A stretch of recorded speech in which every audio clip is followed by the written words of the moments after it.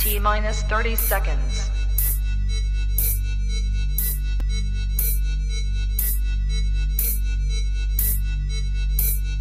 T-minus 20 seconds.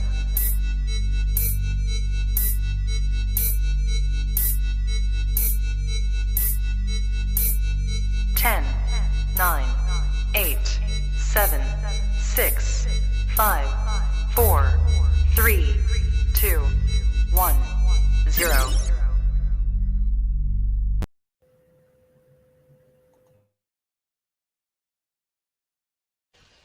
I don't have to tell you things are bad. Everybody knows things are bad. It's a depression. Everybody's out of work or scared of losing their job. The dollar buys a nickel's worth. Banks are going bust. Shopkeepers keep a gun under the counter. Punks are running wild in the street, and there's nobody anywhere who seems to know what to do, and there's no end to it. We know the air is unfit to breathe, and our food is unfit to eat.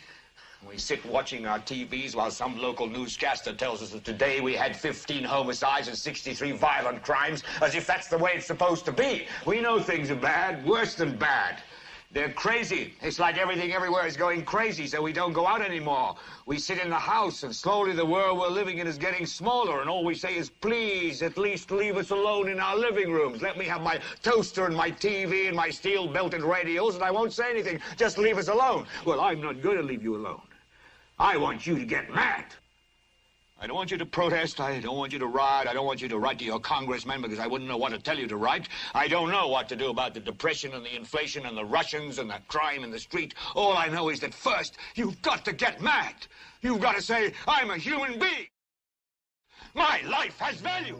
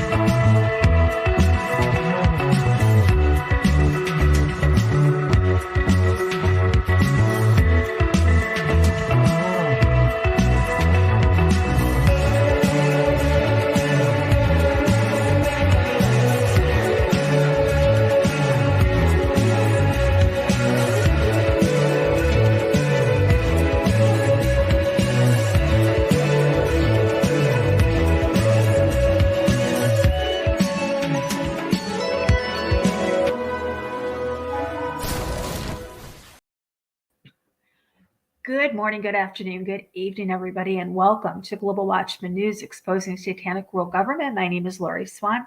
I hope you guys are all doing well.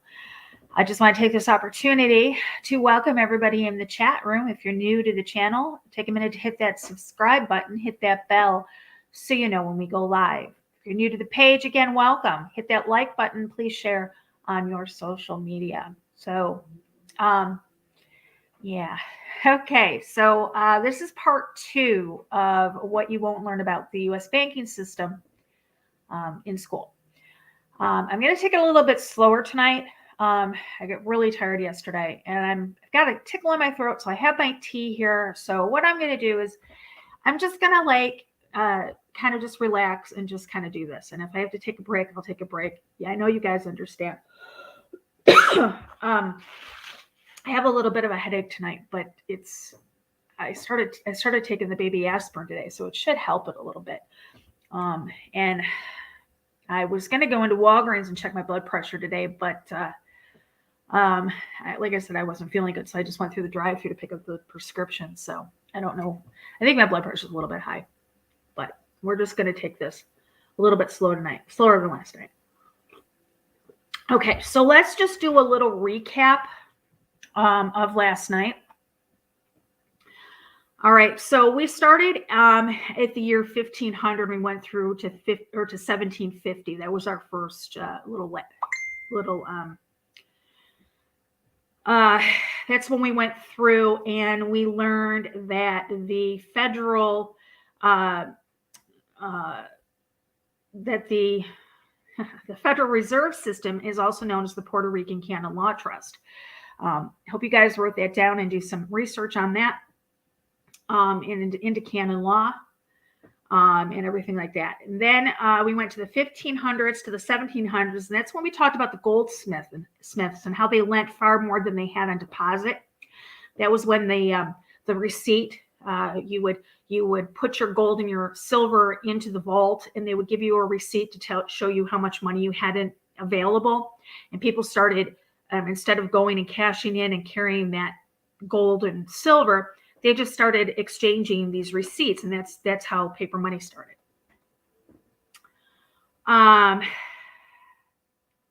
Then we went to the 1700s, colonial freedom, and that's when the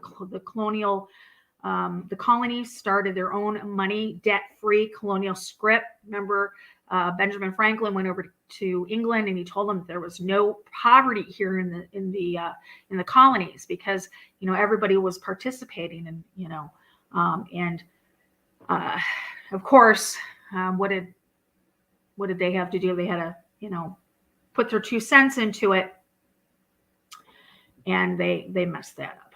So then we went, let's see, 1801 to 1825. That was when Thomas Jefferson was elected president. And the banking, he said that the modern theory of the perpetuation of debt has drenched the earth with blood and crushed the inhabitants under burdens of ever accumulating debt. And in 1809 to 1817, James Madison was elected president. And then in 1812, the Rothschilds launched the War of 1812 in retaliation for Madison to tell them that they couldn't have the charter renewed for the first bank here in the United States. So then they did it. They redid it. Okay. So we went up until let's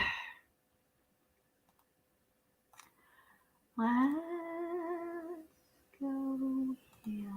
Okay, we went up to here we go, 1851 and 1875. So we've come up to the Rothschilds. Now, remember how they told us that the Revolutionary War was because of the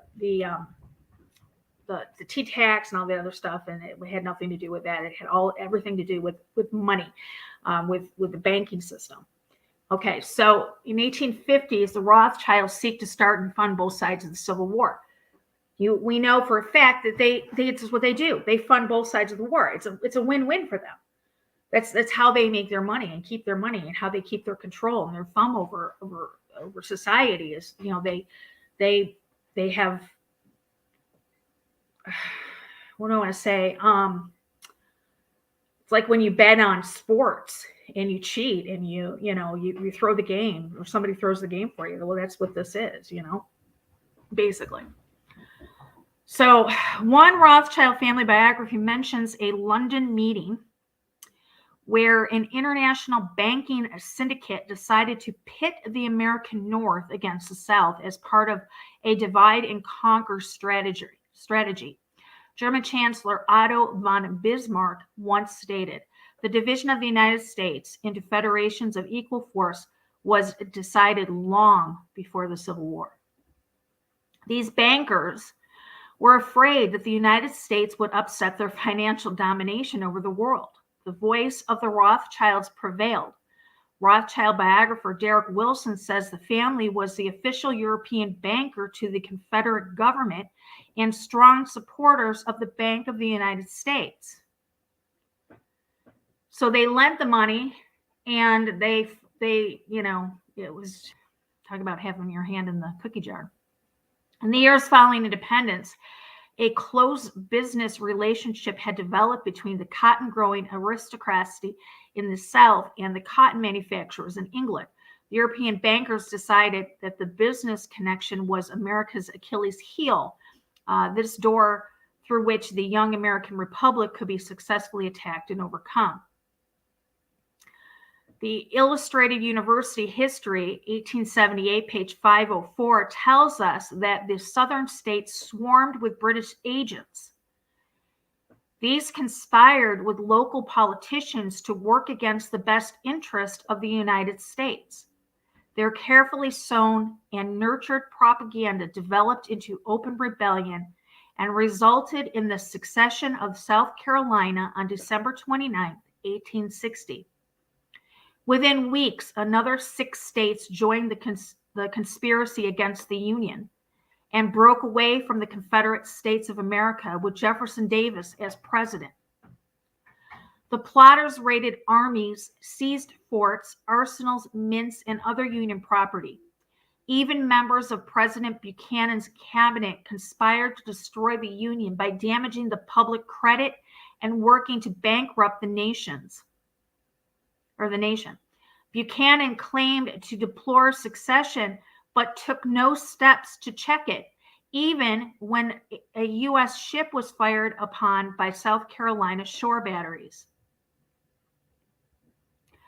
This was a quote from the Rothschild brothers of London's writing to associates in New York in 1863. It says, the few who understand the system will either be so interested in its profits or be so dependent upon its favors that there will be no opposition from that class. While, on the other hand, the great body of people mentally incapable of comprehending the tremendous advantage that capital derives from the system will bear its burden without complaint, and perhaps without even suspecting that the system is inimical to their interest. So then, if that wasn't bad enough, in the 1850s, Rothschild started funding Karl Marx's communist works. Karl Heinrich Marx, May 5th, 1880 to March 14th, 1883, was the 19th century Jewish political ideologue who presented himself to the world as a journalist and an economist. He is best known for subverting the socialist movement, likely as an agent of his cousin Rothschild, and on instructions from his mentor Moses Hess, creating a supposedly scientific theory known as Marxism. So Karl Marx was a cousin of the Rothschilds. Go figure. Keeping it in the family.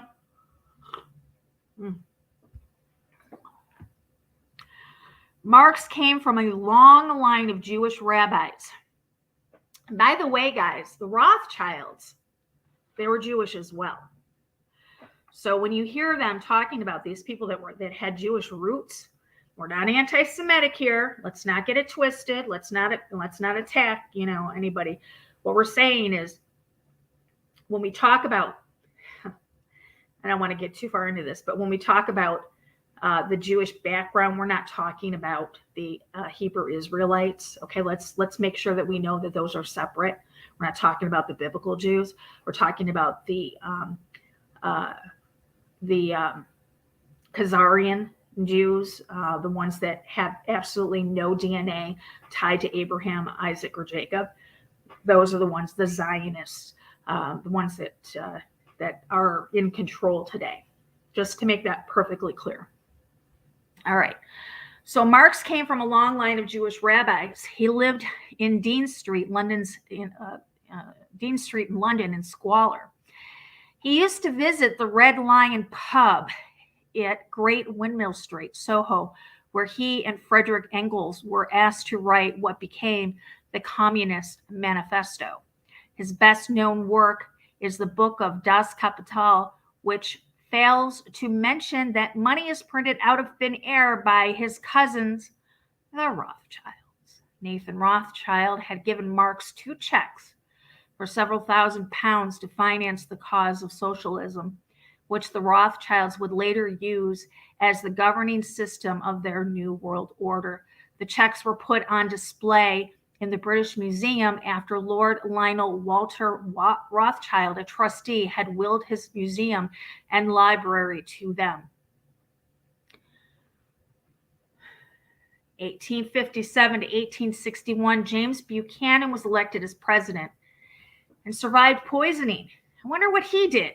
Seems like every president that doesn't toe the line of the Rothschilds somehow mysteriously dies. Let's see what old Jim here did. James Buchanan's presidency was from March 4th, 1857 through March 4th of 1861. President James Buchanan opposed a privately owned central bank. Well, ding, ding, ding, there we go. He suffered from arsenic poisoning, whereas 38 other people at the banquet died. President James Buchanan survived the poisoning. He was a trusted friend of Andrew Jackson and exposed unconstitutional schemes of the Bank of the United States. He was quoted as saying, "To avoid entangling alliances has been a maxim of our policy ever since the days of Washington, and its wisdom no one will attempt to dispute." He also said there is nothing stable but heaven and the Constitution. Well, that second there is, we're going to get into that. The distribution of patronage of the government is by far the most disagreeable duty of the president, and abstract propositions should never be discussed by a legislative body. 1861 to 1865. Okay, here's where it starts getting good. This is when Abraham Lincoln was elected as president and the Civil War began. Now, this is, like I said, this is where it starts playing into things that are happening today. Abraham Lincoln, his presidency was from March 4th, 1861 through April 15th, 1865. Lincoln immediately ordered a blockade on southern ports to cut off supplies that were pouring from Europe. The official date of the start of the Civil War is given as April 12, 1861, when Fort Sumter in South Carolina was bombarded by the Confederates, but it obviously began a much earlier date. In December of 1861, large numbers of European troops, British, French, and Spanish, poured into Mexico in defiance of the Monroe Doctrine. This, together with widespread European aid to the Confederacy, strongly indicated that the Crown was preparing to enter the war. The outlook for the North and the future of the Union was bleak indeed. You guys seeing that the Crown, okay, and I'm using air quotes of the Crown, never really stopped interfering, even into the 1800s. In 1861, Congress, without a quorum, enters martial law. The Southern states walked out of Congress on March 27, 1861. The quorum to conduct business under the Confederation government was lost. The only votes that Congress could lawfully take under parliamentary law were those to get a quorum and vote to adjourn, set a date, time, and place to reconvene. Instead, Congress abandoned the House and the Senate without setting a date to reconvene. Now, under parliamentary law of Congress, when this happens, Congress becomes sine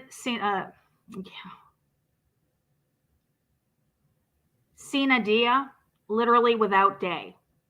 And thus, when Congress adjourned, it ceased to exist as a lawful, deliberative body, and the only lawful power that could declare war was no longer lawful or in session.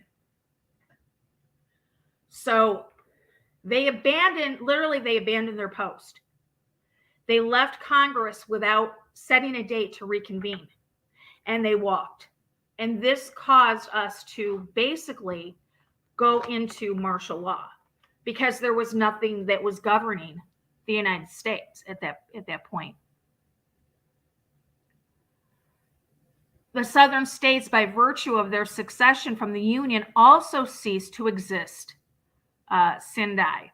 And some state legislators in the northern bloc also adjourned sine die. Thus, all the states which were parties to creating the Constitution ceased to exist. I'm going to repeat that. All the states which were party to creating the Constitution ceased to exist. President Lincoln executed the first executive order written by the president on April 15, 1861, Executive Order 1, and the nation has been ruled by the president under Executive Order 1, martial law, ever since. When Congress eventually did reconvene, it was reconvened under the military authority of the commander-in-chief and not by rules of order for parliamentary bodies or by constitutional law, placing the American people under martial rule ever since that national emergency declared by President Lincoln. A presidential dictatorship was imposed on the free American nationals who later in 1933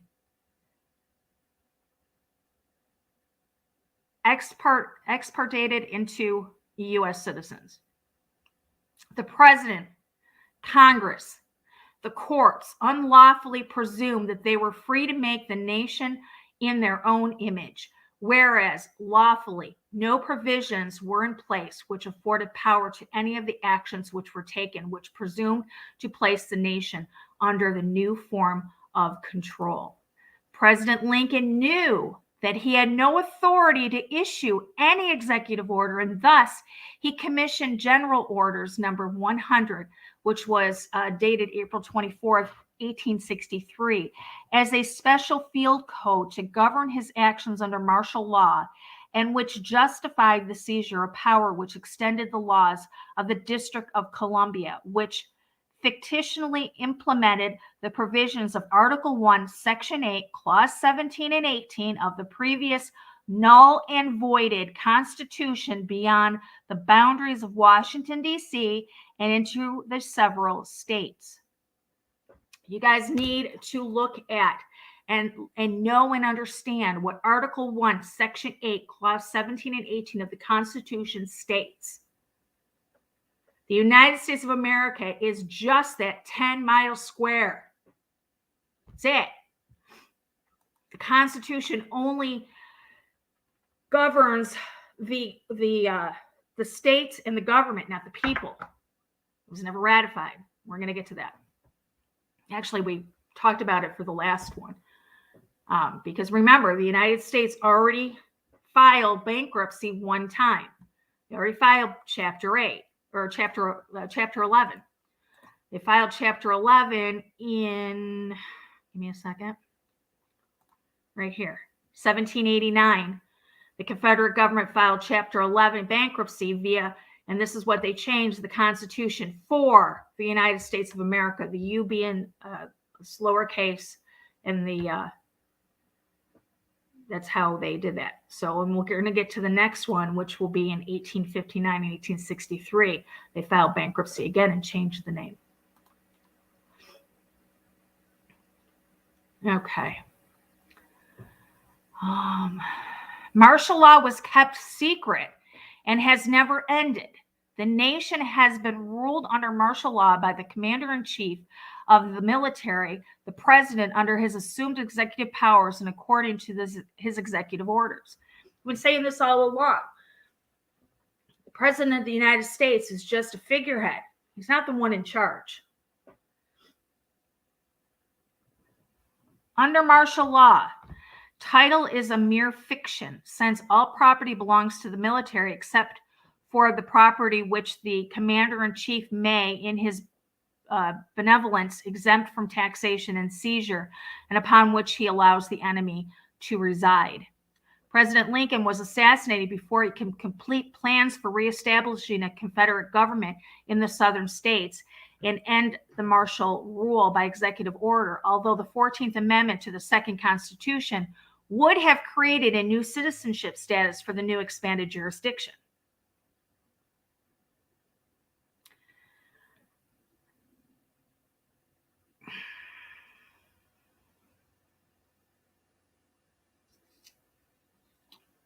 I'm going to read this to you guys. Okay, this is going to talk to you a little bit about the structure of the bankruptcies. All right. The author's opinion on the Patriot Sindai debate is that all constitutions are bankruptcy compacts, charters, and/or contracts. The original Constitution being between the valid de jure Confederate government and the de jure foreign states and nationals of the Republic. Bankruptcy charters, okay, this is very important. Bankruptcy charters last for 70 years internationally, where creditors have 70 years to collect. In the history of America, nearly every 70 years, as the previous Constitution becomes uncollectible, meaning they can't pay the debt that they owe, there is a new bankruptcy of the existing government with a new constitution put in place. Let's go back to the first one. This was the first one was in 1789. In 1789, it was started through 1793. The Confederate government files Chapter 11 bankruptcy. Number 1, via the Constitution for the United States of America. 70 years later, federal government files Chapter 11 in bankruptcy 2 via the Constitution of the United States of America. Look at the difference. Look at the Constitution of the United States of America on this one, and then on the first one. You see the U is not capitalized, where it is on the second one. 70 years later, we filed it again, Chapter 11. Bankruptcy. Now, this one was called the Constitution of the United States.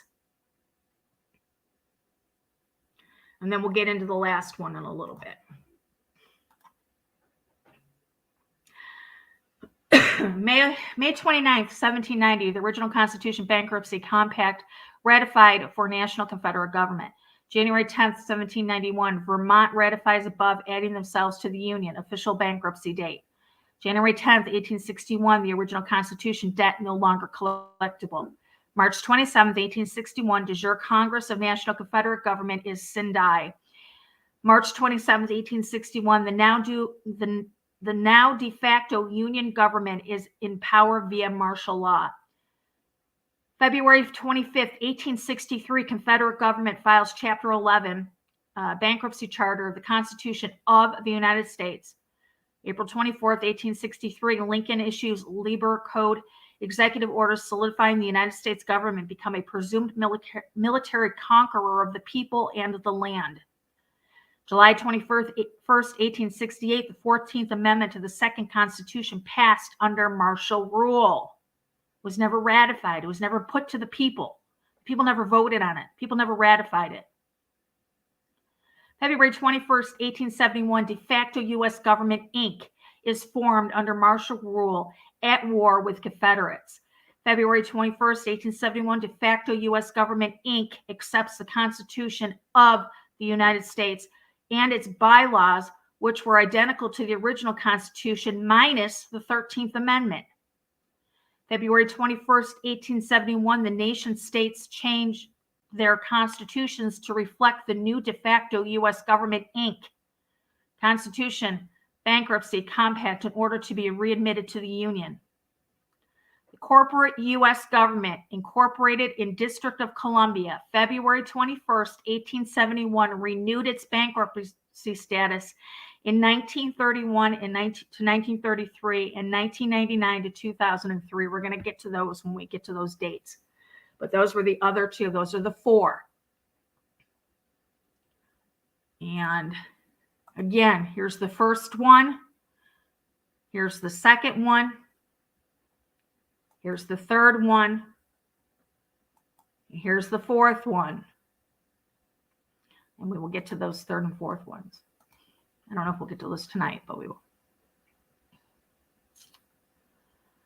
I'm going to read this again. The corporate U.S. government incorporated in District of Columbia, February 21st, 1871, renewed its bankruptcy status in 1931 to 1933 and 1999 to 2003. It is in existence now, as are its state franchise. The original Constitution is not applicable to either three of these governments, their franchise states, or any U.S. citizen. The corporate de facto U.S. government will continue existence until approximately 2071 to 2073, when the debt under current bankruptcy constitution becomes uncollectible. When the U.S. government files Chapter 11, it's just like a corporation. When they file Chapter 11 and then they reconstruct, and under that reconstruction, they change CEOs, they change CFOs, they change the charter of the company, they change the name most commonly, and you have 70 years to pay that debt of that Chapter 11. Once that debt becomes the loan becomes mature and you have to pay it, that's every single time. That is when the United States has filed the bankruptcy. We cannot pay these banks back. We are so far in debt. And this is where it comes in with the Chinese government that has been buying up the loan markers of the United States. They've been essentially selling shares of the United States to foreign entities, just like you would a company. A state of war or emergency no longer exists. War on drugs, war on poverty, war on terrorism, war in Iraq, etc. The president terminates martial emergency powers by executive orders or decree. The people stand up and do restore lawful civil courts, processes, and procedures under authority of the inherent political powers of the people.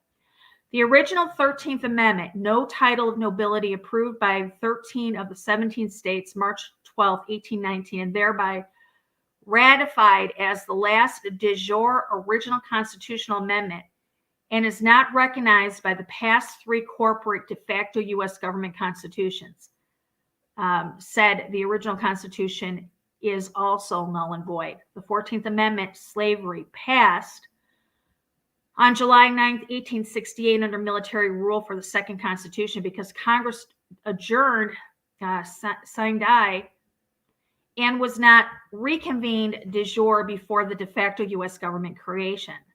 Then the corporate de facto U.S. government took this 14th Amendment as its 13th Amendment in its new corporate bankruptcy charter, constitution, bylaws.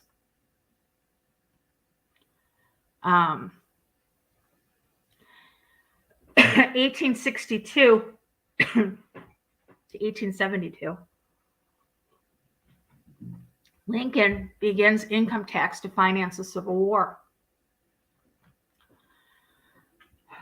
Lincoln's new Treasury Secretary, Salmon B. Chase, a Rothschild agent, opened negotiations during the summer of 1861 with his banking cohorts in New York, Philadelphia, and Boston for massive new borrowing. Chase fully understood that new taxes also would be necessary to repay this new banker created and lent money. The only question was which new taxes. In 1862, In order to support the Civil War effort, Congress enacted the nation's first income tax law. The income tax of 1862 was part of a broader revenue package that included a 3% ad valorem tax on manufactured goods, a stamp tax, a liquor tax, and a tax on the gross receipts of certain corporations, namely railroads, banks, trust companies, and insurance companies. In addition, withholding at the source was imposed on the tax of government salaries, as well as interest and dividends paid by the aforementioned companies.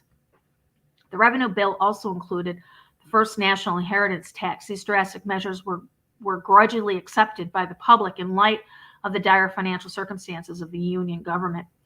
The Act of 1862 established the Office of Commissioner of the Internal Revenue Service. The commissioner was given the power to assess, levy, and collect taxes, and the right to enforce the tax laws through seizure of property and income and thorough prosecution. The powers and authority remain very much the same today. And this is going to be very important when we talk about the seizure of property, because these sneaky SOBs, what they do right before the economy tanks is they drop the interest rate. They loan out all this money. People,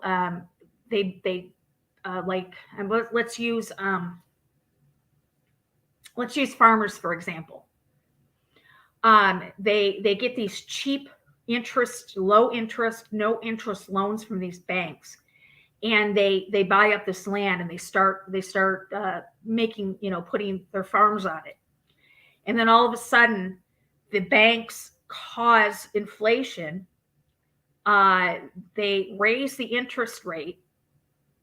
The government puts levies on the goods that these farmers are producing, to where they can't pay back the bank. So what does the bank do? Those SOBs come in and they buy up the land for pennies on the dollar. They essentially buy back all the land, start over, and as soon as the financial crunch is done, they start and they do it all over again. And you know why they keep getting away with it? Because we forget as human beings. We don't remember all of this stuff. Why? First off, it's not taught in school. Secondly, who cares, right? It's past history. Well, guess what? Those who don't learn from history are what? Doomed to repeat it.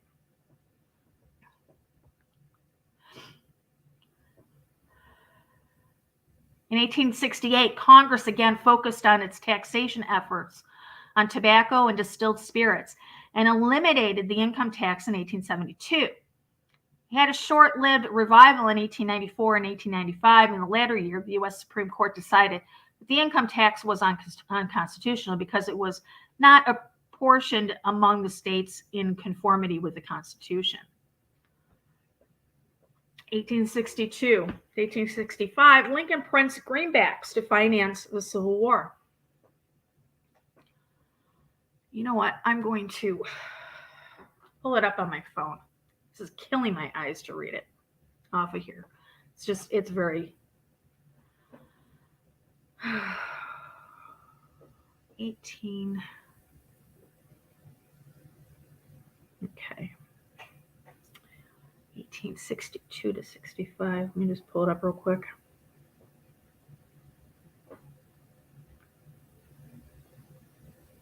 Okay. Abraham Lincoln is elected as president in the Civil War. No, that's not wrong. 1860. Oh, 62 is the next one. Here we go.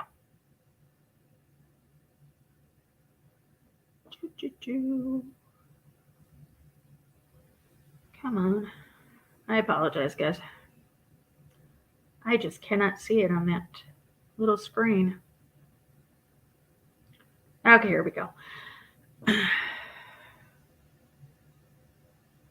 Okay, 1862 to 1865, Lincoln prints greenbacks to finance the Civil War. President Lincoln needed money to finance the Civil War, and the international bankers offered him loans at 24 to 36% interest. Lincoln balked at their demands because he didn't want to plunge the nation into such a huge debt. Lincoln approached Congress about passing a law to authorize the printing of the U.S. Treasury notes, and Lincoln said, quote, "We gave the people of this republic the greatest blessing they ever had, their own paper money to pay their debts." Lincoln printed over 449 million greenbacks, debt and interest free, and paid the soldiers, the government, employees, and bought war supplies. The international bankers didn't like it and wanted Lincoln to borrow the money from them so that the American people would owe tremendous interest on the loan. Lincoln's solution made this seem ridiculous. Shortly after Lincoln's death, the government revoked the Greenback Law, which ended Lincoln's debt-free, interest-free money. A new National Banking Act was enacted, and all the currency became interest-bearing debt instruments again. Shortly after this happened, the London Times printed the following: "If that mischievous financial policy, which had its origin in the North American Republic, should become endurant down to a fixture, then that government will furnish its own money without cost. It will pay off debts and be without debt. It will have all the money necessary to carry on its commerce. It will become prosperous beyond precedent in the history of the civilized governments of the world. The brains and the wealth of all the countries will go to North America. That government must be destroyed, or it will destroy every monarchy on the globe." The bankers obviously understood the only thing, I repeat, the only thing that is a threat to their power is sovereign governments printing interest-free and debt-free paper money. They know it would break the power of the international banks.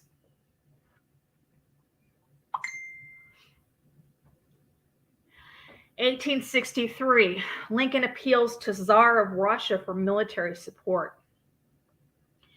In the hours of extreme crisis, Lincoln appealed to the Crown's perennial enemy, Russia, for assistance. When the envelope containing Lincoln's urgent appeal was given to Tsar Alexander II, he weighed it unopened in his hand and stated, Before we open this paper or know its contents, we grant any request it may contain." So he didn't even care what it said. He knew that it came from the United States, from Lincoln, and he had already set his mind up. No matter what it said, he was going to grant it to Lincoln. Unannounced, a Russian fleet under Admiral Levitsky steamed into New York Harbor on September 24, 1863, and anchored there. The Russian Pacific Fleet under Admiral Popov arrived in San Francisco on October 12th. Of this Russian act, Gideon Welles said, quote, "They arrived at the high tide of the Confederacy and the low tide of the North, causing England and France to hesitate long enough to turn the tide for the North." Interestingly, it was the Tsar of Russia who provided the needed assistance against the British and French, who were among the driving forces behind the succession of the South and her subsequent financing.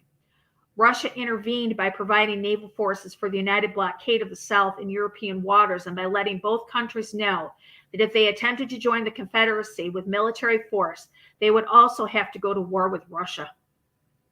History reveals that the Rothschilds were heavily involved in the financing both sides of the Civil War.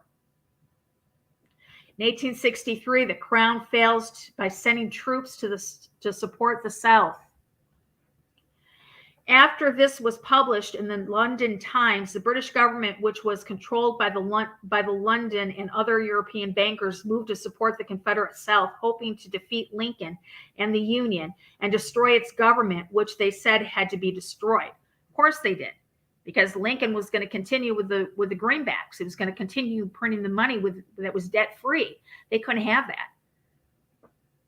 They were stopped by two things. First, Lincoln knew the British people, and he knew that Britain would not support slavery. So he issued the Emancipation Proclamation, which declared that slavery in the United States was abolished.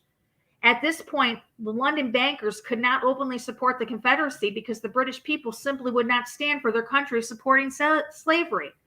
Second, the Tsar of Russia sent the portion of the Russian Navy to the United States with orders that its admiral would operate under the command of Abraham Lincoln. So Lincoln had control of the Russian fleet that was off our coast. Abraham Lincoln, under the command of Abraham Lincoln. These ships of the Russian Navy then became a threat to the ships of the British Navy, which had intended to break the blockade and help the South. The North won the war, and the United States was preserved with help of Russia.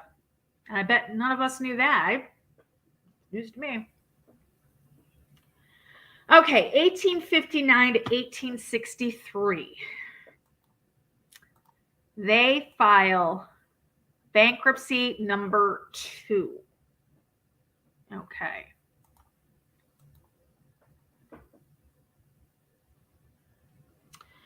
(1859 to 1863), the U.S. government files Chapter 11, bankruptcy number 2, via the Constitution of the United States of America. The U and the S now are both capitalized. Here's from the other one, you see. It went for to of, and the united little u to a big U.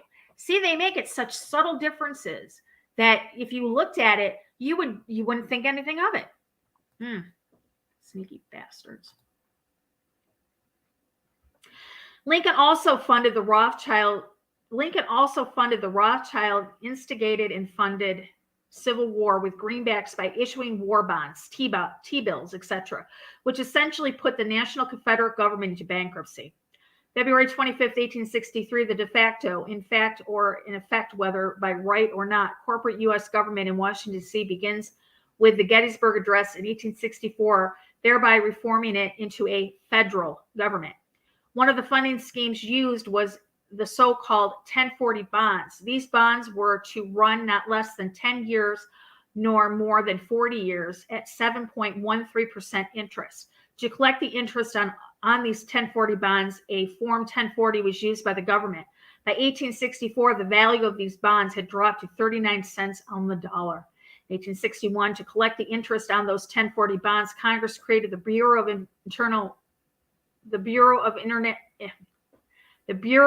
Internal Revenue. Do you think that was just a coincidence? Do you think that maybe the interest was never paid and that we are still using that form to pay it today? The 1040s. The original union of the several states government in Philadelphia, PA, files Chapter 11, giving ownership of the Confederate government assets to the international bankers. To handle this bankruptcy, the Comptroller of the Treasury was created in 1863. What does a comptroller do? Well, he is charged with certain duties in relation to the fiscal affairs of the government, primarily to examine and audit the accounts of collectors of the public money, to keep records and report the financial situation from time to time. But the term that we are concerned with is comptroller in bankruptcy. The comptroller in bankruptcy is an officer whose duty is to receive from the trustee in each bankruptcy his accounts and periodical statements showing the proceedings in the bankruptcy, and to also call the trustee to account for any misfeasance, neglect, or omission in the discharge of the duties. And that comes from Bouvier's Law Dictionary, 1914 edition.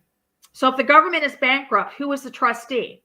Well, this is answered by us by the Congressional Record of March 17, 1933, volume 33, page 1303. The following is from that record, quote, Mr. Trafficant asked and was given permission to revise expand his remarks. Mr. Trafficant, Mr. Speaker, we are here now in Chapter 11. Members of Congress are official trustees presiding over the greatest reorganization of any bankrupt entity in world history, the United States government. The United States government is in bankruptcy and Congress are in trustees. It is a legal maximum that a bankrupt is civilly dead. This means that Congress cannot legally make positive law in bankruptcy because they have no legal standing. The Confederate government and then federal government have been in Chapter 11 bankruptcy from 1789 to today, and cites that the pleasure of the commander-in-chief waiting to do his bidding.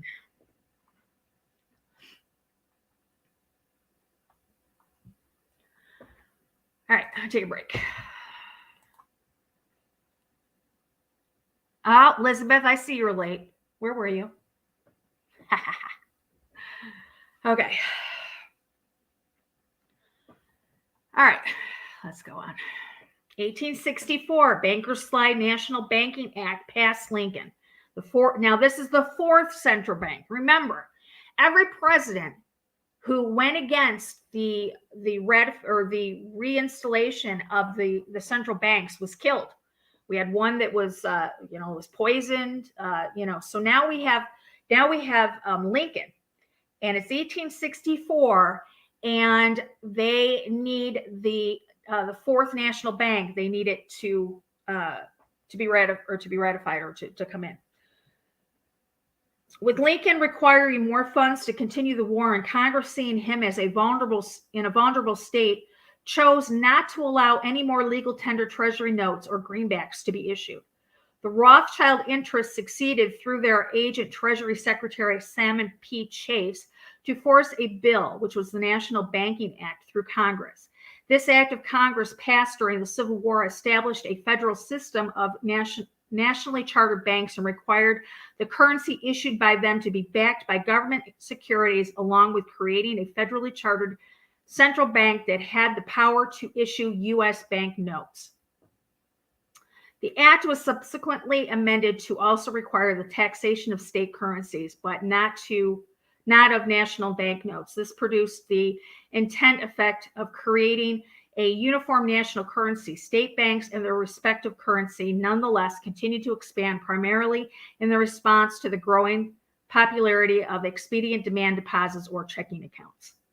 There was a prevailing notion created and propagandized by the banking elite that some system was necessary to stabilize U.S. currency. The National Banking Act of 1864 provided some remedial effect on economic stabilization, but bank failures and financial panic, a product of deliberate manipulation of the money supply, produced widespread anxiety about the future of the American economy. Afterward, Lincoln warned the American people.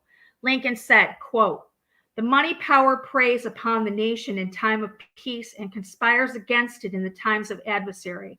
It is more despotic than monarchy, more insolent than autocracy, more selfish than bureaucracy. I see in the near future a crisis approaching that unnerves me and causes me to tremble for the safety of our country. Corporations have been enthroned, and an era of corruption will follow, and the money power of the country will endeavor to prolong its reign by working upon the prejudices of the people until the wealth is aggregated in a few hands and the public is destroyed." Well, what do you think happened to Lincoln after he said that? Well, in 1865, Lincoln was assassinated by a Rothschild agent. That's right. Take a drink of tea. Lincoln continued to fight against the central bank, and some now believe that it was his anticipated success in the influencing Congress to limit the life of the Bank of the United States to just the war years that was the motivating factor behind his assassination. For this and other acts of patriotism, Lincoln was shot down in cold blood by John Wilkes Booth on April 14, 1865, just 5 days after Lee surrendered to Grant at the Appomattox Courthouse in Virginia. The lone assassin myth is born. Modern researchers have uncovered evidence of a massive conspiracy that links the following parties to the Bank of Rothschilds: Lincoln's Secretary of War, Edwin Stanton, John Wilkes Booth, his eight co-conspirators, and over 70 government officials and businessmen involved in the conspiracy. When Booth's diary was recovered by Stanton's troops, it was delivered to Stanton. When it was later produced during the investigation, 18 pages had been ripped out. These pages containing the aforementioned names were later found in the attic of one of Stanton's descendants. From Booth's trunk, a coded message was found that inked him directly to Judah P. Benjamin, the Civil War campaign manager in the South for the House of Rothschild. When the war ended, the key to the code was found in Benjamin's possession. The assassination, portrayed as a crazed lone gunman with a few radical friends, escaped by way of the only bridge in Washington not guarded by Stanton's troops. Booth was located hiding in a barn near Port Royal, Virginia, 3 days after escaping from Washington. He was shot by a soldier named Boston Corbett, who fired without orders. Whether or not the man killed was Booth is still a matter of contention, but the fact remains that whoever it was, he had no chance to identify himself. It was Secretary of War Edwin Stanton who made the final identification. Some now believe that a dupe was used and that the real John Wilkes Booth escaped with Stanton's assistance. Mary Todd Lincoln, upon hearing of her husband's death, began screaming, oh, that dreadful house." Early historians felt that this spontaneous utterance referred to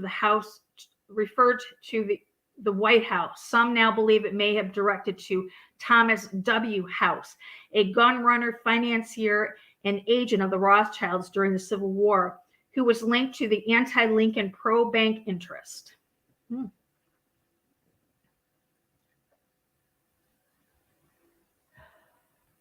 me just a minute.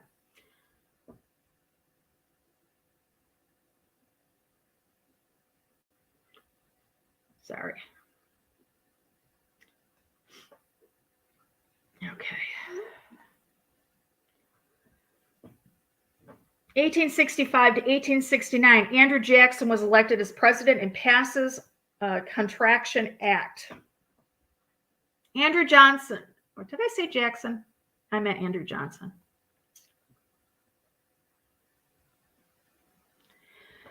Andrew Johnson's presidency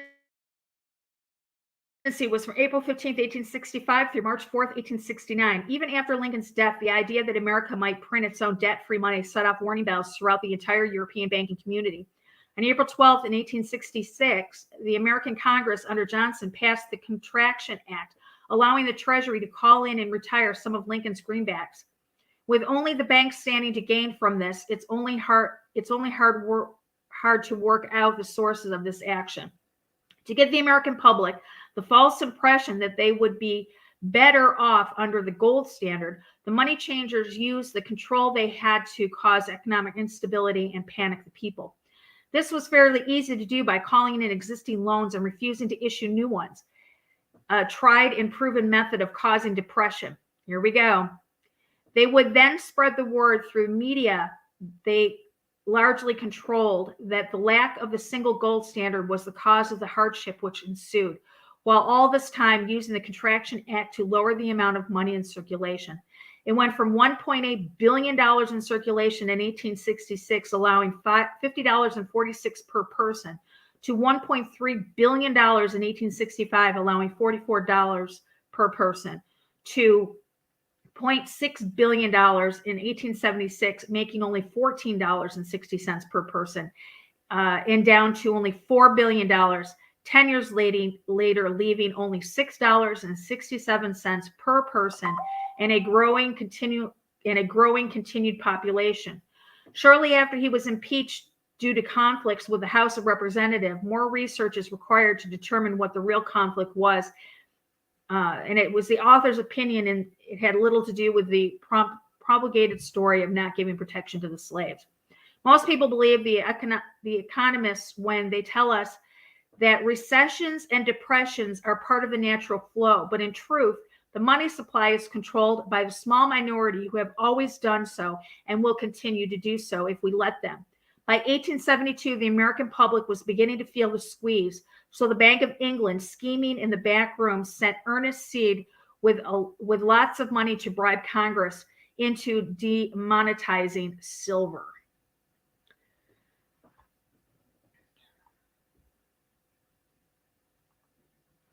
In 1868, Andrew Johnson allegedly passes 14th Amendment to Second Constitution.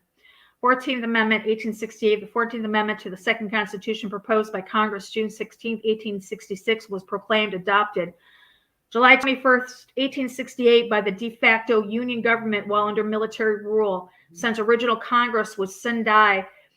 Hence, no ratification was possible or required. I'm going to read that to you guys again. The 14th Amendment in 1868 14th Amendment to the Second Constitution proposed by Congress on June 16, 1866 was proclaimed adopted on July 21, 1868 by the de facto Union government while under military rule. Since original Congress was Sendai, hence no ratification was possible or required.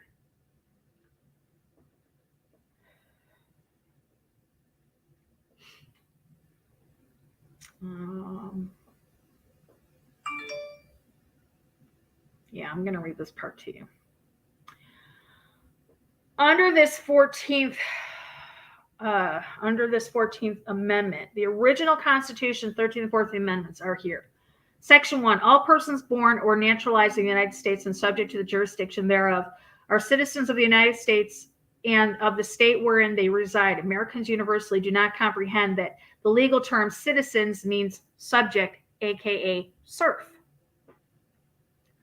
Section 2, representatives shall be apportioned among the several states according to their respectable numbers. Section 3, no person shall be any government office shall have engaged in insurrection or rebellion against the same or given aid or comfort to the enemies thereof, but Congress may, by a vote of 2/3 of each house, remove such disability.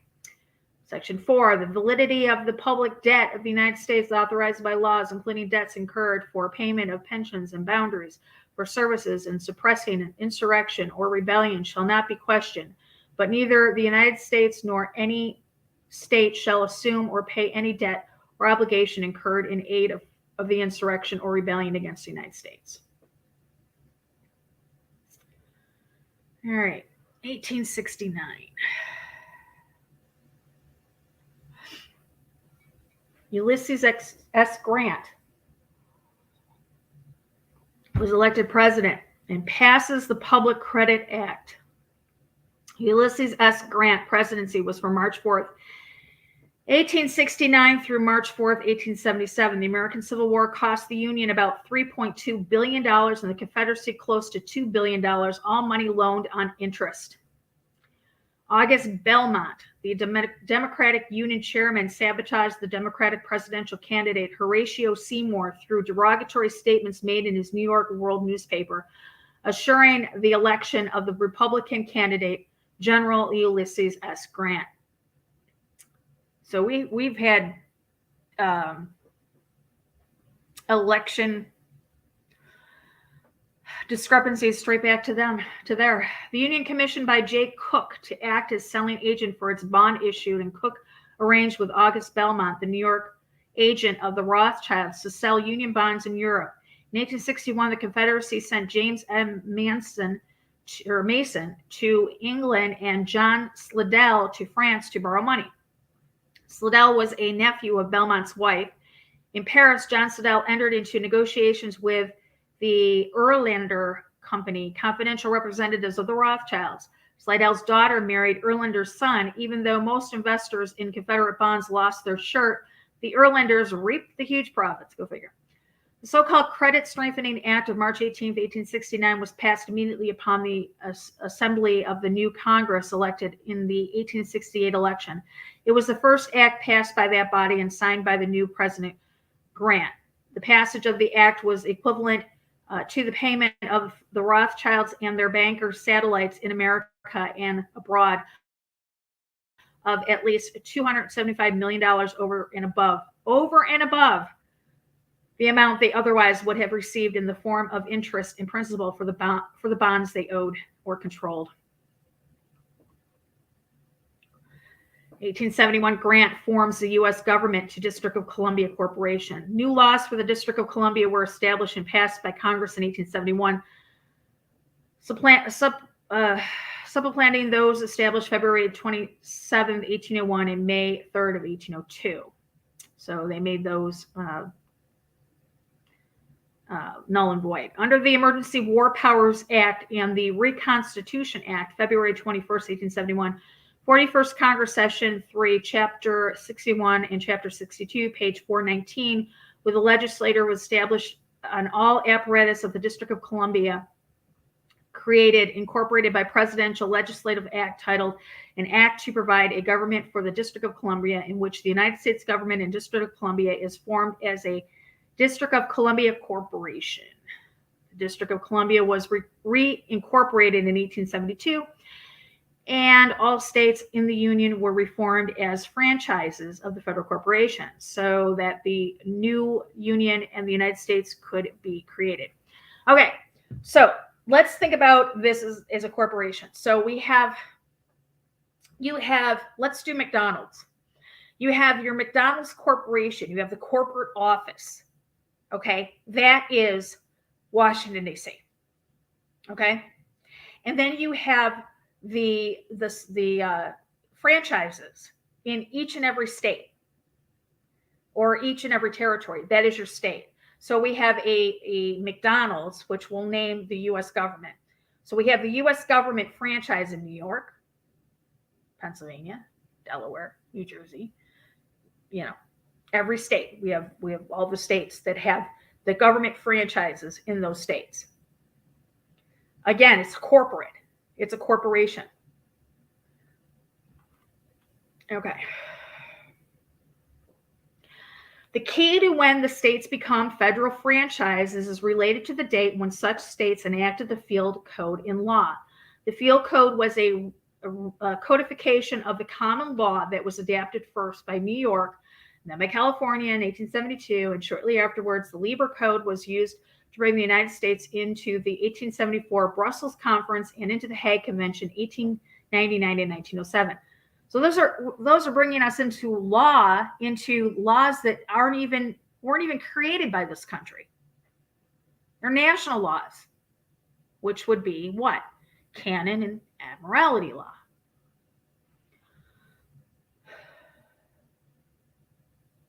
On June 20th, 1874, the president, with advice of the Senate, abolished and replaced the 1871 government with a commission consisting of 3 persons.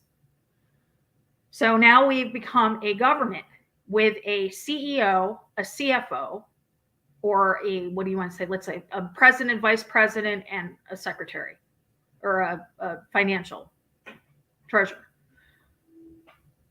Essentially what they did. Do you see how it's become over the course of it's become a corporation, become a business? What does this mean? Well, it means that the original Congress of the original Confederation government had no constitutional authority to do so because the Confederated Republic with foreign states and nations was bankrupt. Again, we went bankrupt, remember? The new legislature created a separate form of government for the District of Columbia, which is a 10-mile square parcel of land, then reorganized June 11th, 1878, Chapter 62. The subsequent act, approved on June 11th, 1872, was enacted, stating that the District of Columbia should remain and continue municipal corporation as provided in 2 of the revised statutes relating to the District of Columbia. Let's see. I'm not going to do those right here. The Constitution is whatever the Supreme Court says it is. So here's the thing: is we live under. We think that we live under. We think that we have the protection of this Constitution, and we don't. Truly, we don't.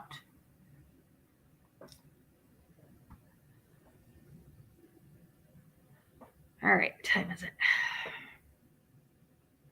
All right, let's see. 1871. Okay, we're going to stop for tonight. This is going to end at part 2 because it's been an hour. Like I said, I want to keep them at an hour interval, so when you go back and watch it, you don't have it all like, I don't want to do a 5-hour video. I don't think I could do a 5-hour video, to tell you the truth. All right. So that is going to end part 2 for tonight. We'll come back. It won't be tomorrow night. It'll be Wednesday night. So we'll come back on Wednesday night and we'll pick up in 1871, the U.S. government, Inc. uses second constitution in its bylaws. So what we're going to do is we're going to come back and we're going to look at this one right here. Look at the second constitution and what that meant for that time. And also we're going to get into we're also going to get into the, we'll probably go as far as the Great Depression and take a picture of where we left off. So, yes. All right, everybody, I want to thank you guys in the chat room. All right. Thank you for everybody for joining us tonight. Again, like I said, we'll be back tomorrow night. We'll be back on Wednesday night. So I want to thank everybody in the chat room. I want to thank everybody for your support. Until next time, guys, remember, eyes open, no fear.